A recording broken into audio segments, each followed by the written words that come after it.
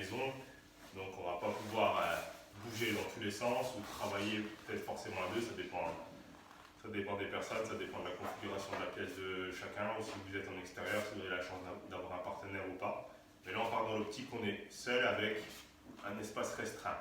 Donc ce qu'on va pouvoir travailler, on va quand même pouvoir travailler ces déplacements et les coupler avec des actions. Là on va faire action offensive, action défensive.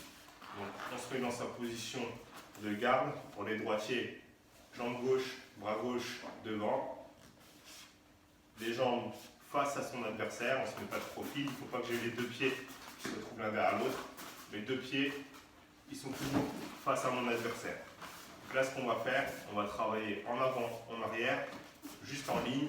Je vais envoyer le bras avant en reculant, donc je fais un pas en arrière et j'envoie le bras avant. D'accord, donc je vais faire mon déplacement en allant en premier sur ma jambe arrière. Si je suis droitier, c'est d'abord le pied droit qui recule et le pied gauche qui suit. Je fais un pas, mais en faisant mon pas, il faut éviter de ramener les deux pieds l'un vers l'autre.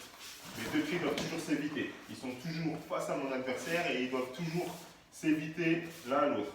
Si je recule, j'essaie de garder le même écart. Pareil, si je vais sur un côté, je garde le même écart entre les deux pieds, regardez. Je recule, j'avance, je vais à droite, je vais à gauche. Je dois toujours être bien sur mes appuis. Il ne faut pas que je me déplace et que je sois là. Je suis un peu dans une position approximative et derrière, je ne peux rien faire que ni attaquer et encore moins me défendre. Je dois toujours être capable d'attaquer ou de défendre à n'importe quel moment. Là, c'est vraiment la base. D'être bien sur ses appuis, les jambes fléchies, et on travaille avec le transfert du poids à gauche, à droite. Donc là, ce qu'on fait, je rappelle l'exercice, on fait un pas en arrière, un petit pas en arrière, on ne fait pas un grand saut, juste un petit pas. Et pendant que je fais mon pas, j'envoie le direct. En même temps, on essaye de synchroniser la jambe droite et le bras gauche. Je recule la jambe droite et pendant que je recule la jambe droite, le bras gauche, il vient en même temps. Donc là, il faut vraiment se concentrer sur le positionnement des jambes. D'accord, j'ai les deux pieds face à mon adversaire, j'ai l'épaule légèrement vers l'intérieur pour me protéger. Et quand je recule, je synchronise les mouvements. Il ne faut pas reculer et taper après. C'est vraiment je recule et j'envoie. Je recule et j'envoie. La jambe droite, elle fonctionne avec le bras gauche. Ok, donc une fois qu'on a reculé, on fait un mouvement défensif. Là, je bloque l'attaque et j'évite.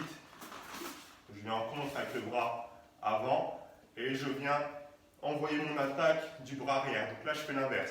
J'avance sur le côté avant et j'attaque avec le côté arrière. D'accord, donc je remonte, je recule et j'envoie le bras avant et j'avance et j'envoie le bras arrière.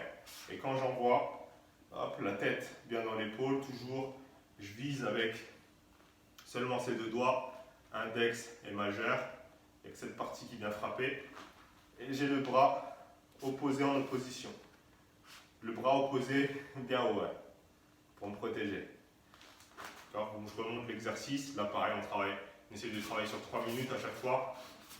Je recule et j'envoie le bras avant, j'avance et j'envoie le bras arrière.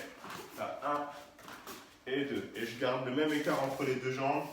Là, je ramène vers l'avant pour avoir un peu plus d'amplitude. Je recule bras avant, j'avance, bras arrière. Regardez deux profils.